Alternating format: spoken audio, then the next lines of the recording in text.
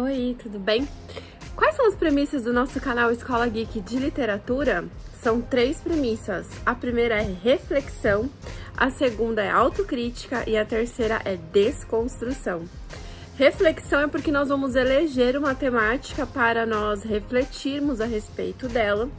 E aí nós faremos uma autocrítica, ou seja, eu vou fazer uma crítica para mim mesma e eu convido vocês a participarem dessa autocrítica, cada um se autocriticando, de acordo com a reflexão que foi feita, qual o meu papel nessa sociedade? Será que eu estou agindo dessa forma prejudicial, dessa forma acéfala, dessa forma desnecessária? Eu posso ser melhor não só para a sociedade, mas para mim mesmo? E aí leva a desconstrução, que é o terceiro tópico, que é justamente eu começar a mudar esse hábito. Lembrando que desconstrução não é uma coisa que se faça de um dia para o outro num apertar de botão. É como o Leandro Carnal citou uma vez numa entrevista, é que nem tomar banho. Todo dia a gente precisa tomar banho, porque se um dia eu não tomar banho, eu vou feder. Então, desconstruir a si mesmo é fazer exatamente isso. É continuamente fazer esse exercício de desconstrução. Então, o nosso canal convida você exatamente para refletir, se autocriticar e desconstruir qualquer coisa que seja prejudicial para a sociedade e para você mesmo. E como nós fazemos essa reflexão?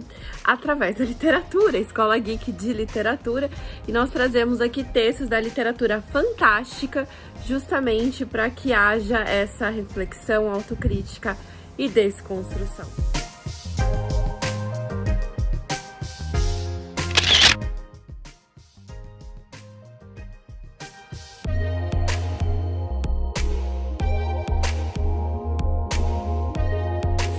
Eu voltei aqui para falar sobre uma temática que, na verdade, não tem nada a ver com o nosso canal.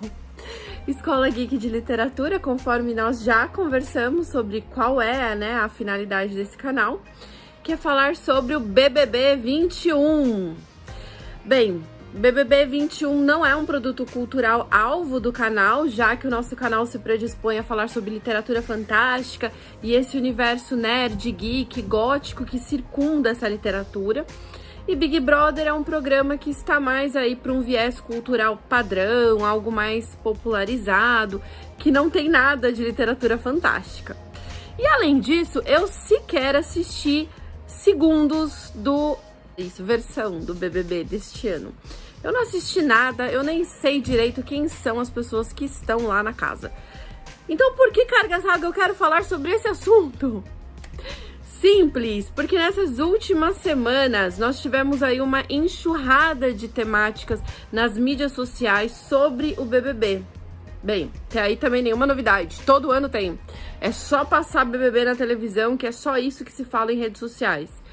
Mas dentro de todas essas conversas, eu vi 2 assuntos que super convergiram com a temática aqui do nosso canal, com aquelas premissas do nosso canal: reflexão, autocrítica e desconstrução. E daí eu pensei, como não é só aula de sociologia e na religião que a gente acaba tendo insights para evoluir como ser humano, por que não trazer o BBB 21 para nós fazermos este exercício? Claro que não o BBB como um todo, porque, como eu disse, eu não estou acompanhando, mas nós, principalmente nerds, geeks e góticos, e a questão aí do BBB, que já começa com uma polêmica, que é o primeiro tema que eu trago aqui para refletirmos. Assistir BBB é alienação? E aí, o que você acha? Você é uma dessas pessoas que, se um coleguinha fala que assiste Big Brother, você acha que essa pessoa é alienada do mundo real? Então, o convite que eu faço a desconstruir, a refletir para desconstruir, é todo mundo que assiste Star Wars, que é um produto da cultura geek, uma literatura fantástica, que é bastante geek e tem bastante pontos históricos, sociológicos, que importam e seriam interessantes aí de destrincharmos analiticamente, mas todos que assistem Star Wars, eles conseguem ter essa imersão cultural na história? Bem, eu acho que não, né? Star Wars, X-Men, são exemplos bastante evidentes de tramas completamente politizadas, que faz críticas ao mundo real, que são ficções, evidentemente, mas que trazem como metáfora relações do mundo real e que poucas pessoas, né, conseguem fazer essa reflexão e trazer essas críticas como reflexões para a realidade, para o nosso dia a dia, para o mundo real. Então, será que alienação é só para aquelas pessoas que consomem cultura popular? Não. E é esse o ponto que eu quero chegar. O fato de uma pessoa gostar e se sentir atraída por produtos culturais populares que são mais padronizados não faz essa pessoa uma pessoa com menos erudição, com menos cultura ou mais alienada. Na verdade, qualquer pessoa que consome qualquer tipo de cultura, inclusive as mais eruditas e as mais blá blá blá, se elas consumirem esse produto excessivamente, de um modo que elas não consigam se focarem no que está acontecendo no mundo real, e não só nas manchetes dos jornais locais, mas nas notícias como um todo, locais e mundiais, capazes de fazerem concatenações entre o mundo real e um mundo mais amplo, inclusive com fatos sociais, históricos, que eu possa atrelar tudo isso para tirar minhas próprias conclusões. Qualquer pessoa que consome qualquer cultura, que se fecha nessa bolha sem conseguir fazer essa reflexão, está alienada.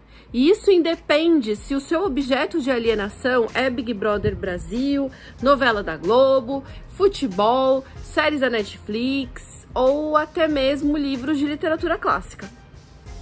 Bem, então, primeira coisa que eu acho importante para desconstruir é esse preconceito de que só quem consome determinado produto que eu coloco que eu elejo como algo que merece atenção, é que são pessoas que são inteligentes e que são críticas. Não é bem assim. Na verdade, se uma pessoa tiver a capacidade e quiser criticar, ela consegue tirar imensos aprendizados, inclusive do próprio BBB. Se você consegue olhar ali para aquele programa e perceber que cada integrante que está ali dentro daquela casa, ele representa um mundo aqui da macro sociedade, de onde ele foi retirado, e que ele está ali simplesmente refletindo e repercutindo um comportamento social da comunidade de onde ele vem, e que independente se ele for mais ético ou menos ético, porque aí é individual, mas todos os valores que ele traz não são únicos e recortados, representam um grupo maior que ele. Se você consegue fazer essa análise, essa associação e tirar várias e várias lições para você perceber para sua vida e para você desconstruir muita coisa no seu cotidiano, Big Brother para você está sendo muito melhor do que Star Wars está sendo para uma renca de gente que nem consegue perceber que existe dentro de obras de ficção metáforas magníficas para repercutir e demonstrar como são as relações da vida real. Isso é o que mais tem de belo na literatura. É você tirar do mundo real, tirar desse mundo que todo mundo já tem preconceitos e ranços concebidos anteriormente e levar para um mundo à parte de ficção, com relações outras, em que observando essas relações outras, eu consigo ser autocrítico e perceber que muitos comportamentos que eu valido e acho normais dentro do mundo que eu convivo diariamente, na hora que eu percebo aquela relação na ficção, eu acho absurdo. Ou seja, eu preciso desconstruir aquela atitude que eu tenho na vida real. Porque se quando eu observo ela na ficção, eu creio aquilo estranho, eu vejo aquilo estranho, significa que no mundo real aquilo também é estranho e também não pode acontecer. Então esse convite à reflexão da literatura é para mim a maior paixão dentro da obra literária. Se você lê um livro ou assiste a um grande filme, mesmo que seja de uma erudição terrível a obra que você eleja, mas você só faz isso pelo exercício da diversão, como muitos colocam, mas isso é só para se divertir, isso é só para se distrair. Então você está se alienando, você está sim vivendo num mundo à parte e não precisa consumir cultura popular para isso. A segunda reflexão que eu trago aqui é a cultura do cancelamento, que eu particularmente nunca fui favorável. Já citei sobre essa cultura do cancelamento em outros vídeos, que eu falei exatamente sobre esse problema da gente eleger o erro como algo ruim. Na verdade, o erro é o princípio do crescimento. Ninguém evolui sem errar. A gente precisa errar ou perceber o erro do outro para conseguir evoluir. Portanto, errar é a coisa mais linda que tem no mundo. O problema é que nós vivemos numa sociedade, dentro de uma cultura, que elege o erro como um problema. E o fracasso e a frustração é uma coisa tão ruim, tão péssima para nossa existência, para nossa imagem, que a gente acaba sendo tão rigoroso com os outros e somos tão rigorosos conosco mesmo, que nós nem conseguimos entender que o erro, na verdade, é o princípio da evolução. Portanto, se cada vez que nós errarmos, nós primeiramente reconhecermos o erro e percebemos que dali está um princípio para evoluir, o erro, ele deixa de ser um problema e ele passa a ser uma etapa. Essa etapa, ela não pode ser cancelada, ela não pode ser apagada. É um erro querer apagar da história do seu país todos os momentos ruins que ele viveu. Por exemplo, no Brasil, se a gente apagasse a ditadura militar, a escravidão, nós negássemos que esses momentos existiram e todos os problemas que eles trouxeram para a nossa sociedade, para a nossa nação. Isso é um erro. A gente precisa contar essa história. A gente precisa ter museus, a gente precisa estudar sobre isso. Por quê? Para que esse erro não seja cometido de novo e para que a gente evolua e faça coisas melhores daqui para frente. Assim como os alemães têm o Museu do Holocausto, como até hoje eles contam e recontam o erro que foi o nazismo. Não porque eles idolatrem o nazismo até hoje, mas porque eles reconhecem que essa etapa horrível da história deles não pode se repetir. Então apagar um erro, seja de uma nação ou seja da sua vida, é um equívoco. Eu não cancelo um escritor porque ele escreveu coisas que hoje a gente entende como um erro. H.P. Lovecraft, Monteiro Lobato foram escritores realmente bastante escrotos se a gente for olhar com o olhar da atualidade, da contemporaneidade. Mas dentro da época em que eles estavam inseridos, aqueles conceitos eram normais. E ainda bem que hoje nós olhamos com esse estranhamento. E mesmo que o H.P. Lovecraft tenha o valor dele, o Monteiro Lobato também tem esse valor como escritor, e hoje a gente reconhece as problemáticas dessas obras, eu não posso simplesmente cancelar esses escritores do planeta como se as obras e toda a riqueza literária que eles trouxeram para o mundo não existiram. Isso é um equívoco terrível e uma grande chance de repetir os mesmos erros, que graças a eles, talvez nós nunca mais façamos de novo. Cancelar é uma insanidade, na minha opinião. A gente precisa aprender e evoluir. E as pessoas que estão hoje vivas, vivendo e construindo o mundo, construindo a história, nós erramos continuamente. Todos nós. Eu não vou deixar de errar e ser perfeito. O que eu preciso é aprender com o meu erro e evoluir. Por isso essa cultura do cancelamento é no mínimo hipócrita, porque todo mundo erra. E nós todos precisamos ter consciência que somos frutos do lugar onde nós nascemos, do meio social onde nós fomos inseridos. Portanto, se nós estamos vivendo dentro de uma cultura racista, machista, homofóbica, gordofóbica, com preconceito de classes sociais, que não tem preocupação ambiental. Nós todos somos pessoas que temos esses problemas, somos racistas, machistas, homofóbicos, gordofóbicos, não temos consciência de classe e temos enormes preconceitos sociais, nós não preservamos o meio ambiente como preocupação natural, enfim. Então, se eu reconheço que esses problemas existem dentro da sociedade em que eu estou inserido, o que eu vou fazer é perceber que eu sou uma machista em desconstrução, que eu sou uma racista em desconstrução e assim por diante. Então, eu tenho todos esses problemas, só que eu me desconstruo continuamente. Eu estou continuamente percebendo esses equívocos que a sociedade acabaram me formando desde o meu nascimento, que essa cultura me promoveu desde o nascimento, e vou me melhorando a cada erro, a cada equívoco, a cada problema. Então, essa é uma cultura de evolução. Reconhecer o erro, perceber que todos nós fazemos esses erros e desconstruirmos esse lugar de voz e evoluirmos.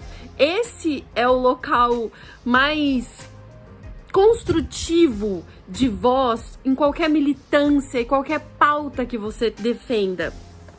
Porque a gente precisa entender que dentro da pauta, por exemplo, gordofóbica, que é uma das pautas que me ferem, existem várias vozes, existem vários assuntos, existem várias temáticas, e cada mulher que se assume aí pela liberdade dos padrões de corpos, todas as mulheres que vão lutar pelos corpos livres, elas vão ter demandas e vontades diferentes. E a minha demanda não é melhor que a sua e nem a sua é melhor que a minha. Nós lutamos pelo nosso espaço dentro de uma sociedade. E se nós assumirmos que tudo isso pode ser respeitado e pode coexistir, aí sim nós estaremos lutando pelo mundo que a gente tanto defende. Porque eu não posso fazer militância para qualquer grupo que seja, mas eu ser excludente com todos os demais. Como eu posso dizer que eu luto pelas causas pela minoria da gordofobia no mundo, pelo feminismo, e desrespeitar as causas dos homossexuais?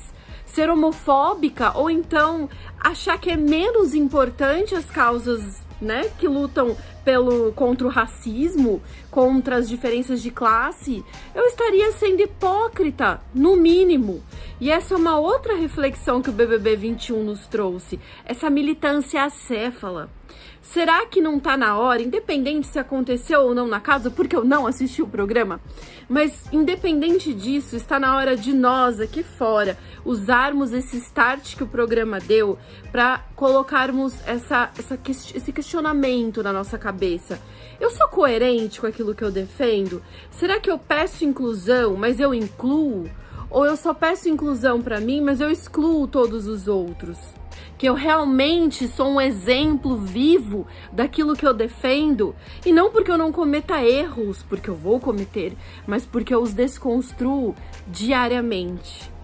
Bem, se esses 2 pontos do Big Brother Brasil nos levarem a lutar por um mundo melhor e realmente fazermos uma autocrítica, desconstruirmos esses seres rançosos que ainda carregamos dentro de nós, deixarmos de termos esse comportamento tóxico de sempre achar que a minha pauta é a privilegiada, a do outro é menos importante, e ver sempre o outro como um inimigo, alguém a ser combatido, e qualquer pessoa que discorde de mim seja uma pessoa que não mereça ser compreendida. Se esses tópicos do BBB forem úteis para fazer com que eu seja uma pessoa melhor, então o BBB foi menos alienante que muita literatura fantástica que eu conheço por aí e muito produto da cultura geek e erudita que eu já vivenciei grupos e comunidades contemplando.